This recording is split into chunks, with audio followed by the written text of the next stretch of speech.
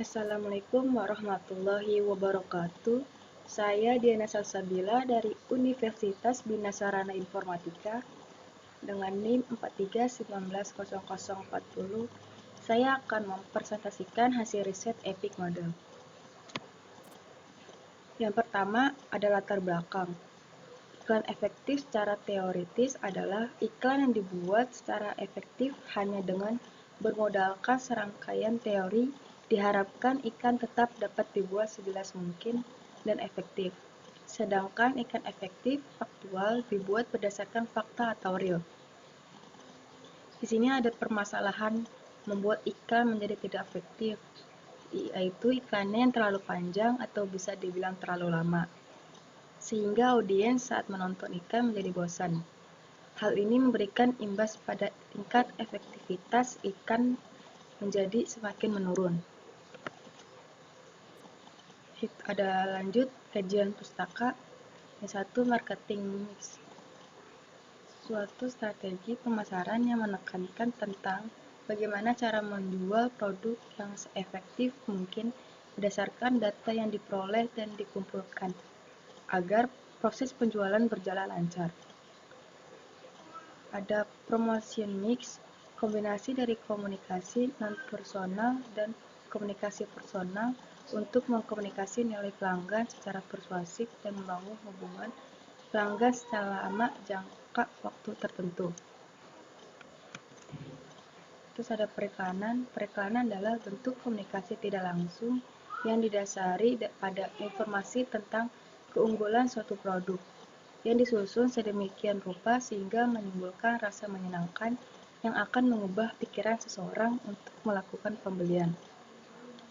Itu ada syarat iklan efektif, yaitu objektif dan jujur, jelas dan mudah dipahami, tidak menyinggung pihak lain, menarik perhatian orang banyak.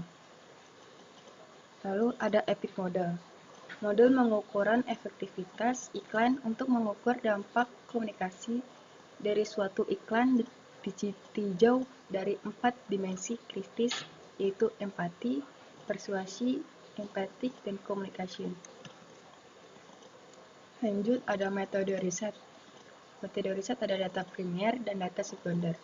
Data primer, data pengumpulan data riset, Purl hand sanitizer, membuat kuesioner Epic Model melalui Google Form. Ada data sekunder. Untuk data sekunder, pengambilan data-data dari internet seperti website dan media sosial Gojo terkait produk Purl Advention dan pemasarannya. Lanjut ada pengambilan sampel. Satu, ada unit pengambilan sampel. Populasinya ada 40 orang. Sampel yang diambil dari 30 responden. Ukuran sampel, banyak sampel yang dijadikan responden dihitung menggunakan rumus Login.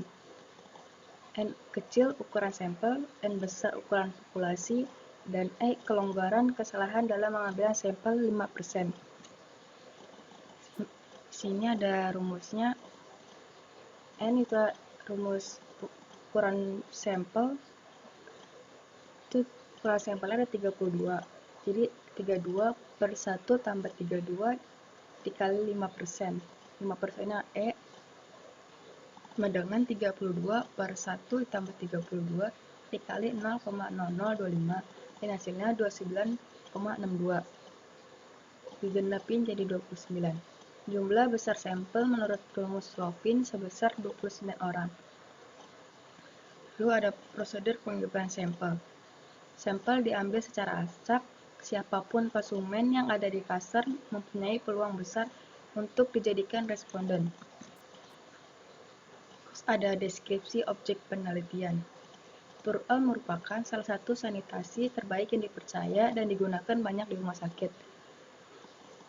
Purl diakuisisi oleh Johnson & Johnson pada tahun 2006. Kemudian diakuisisi kembali oleh Gojo pada tahun 2010. Pada tahun 2010, beberapa klien Purl, Gojo memiliki visi dan misi.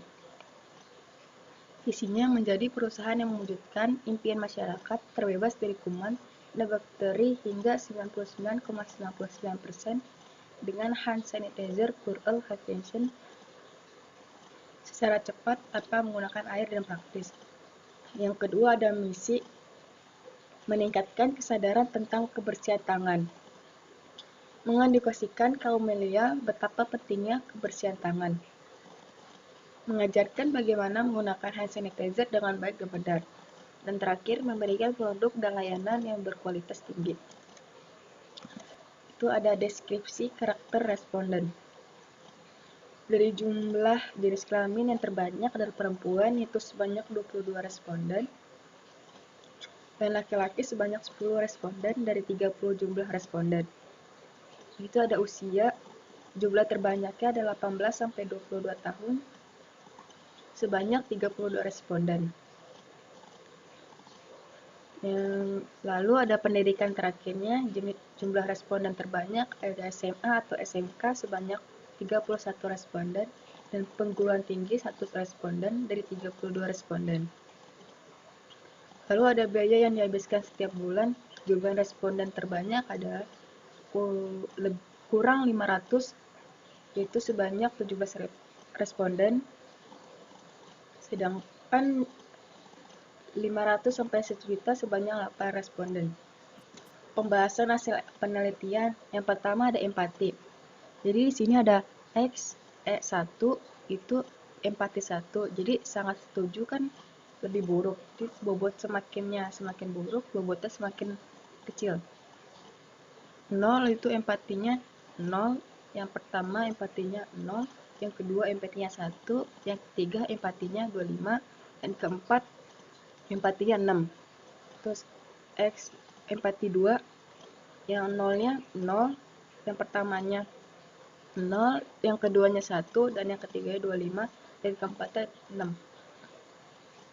Jadi di total dari X1 dan X2 ditambah terus lalu dibagi 2, hasilnya 3156.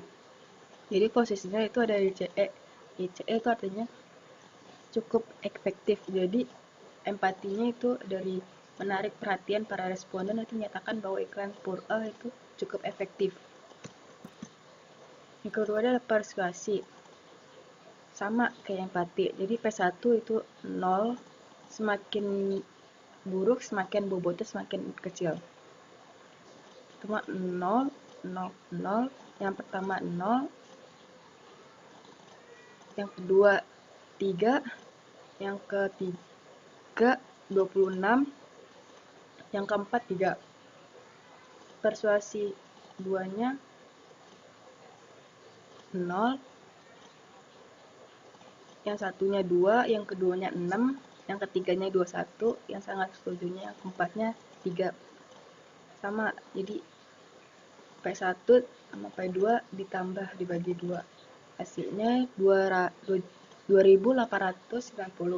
Hasilnya sama di posisi CE, cukup efektif. Jadi persuasi responden menyatakan bahwa iklan Purell hand sanitizer adalah baik. Itu cukup efektif. Mereka menyukai iklan.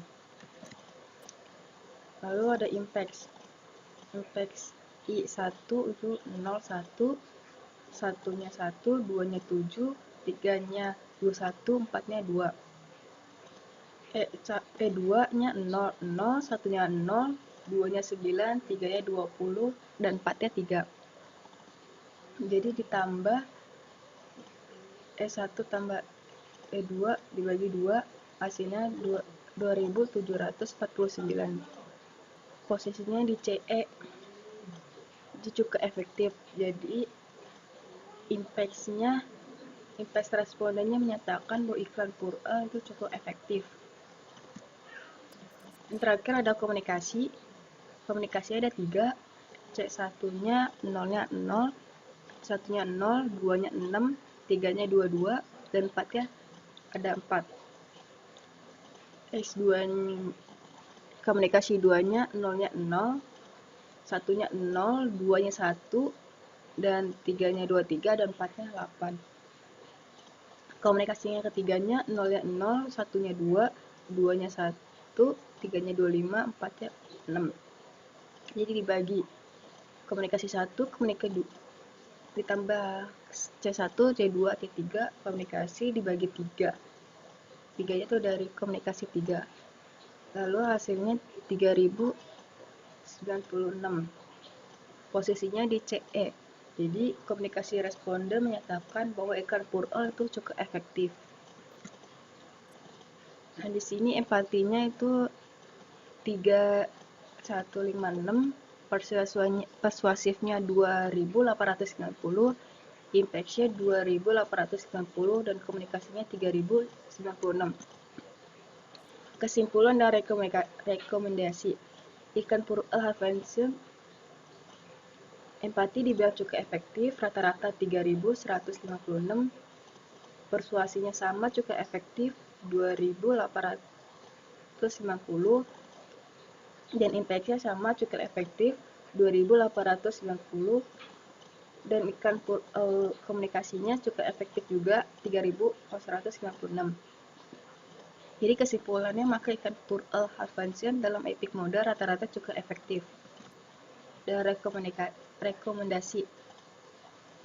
Untuk membuat iklan efektif diperlukan beberapa riset untuk mengetahui seberapa efektifkan suatu iklan. Salah satunya adalah riset epic model.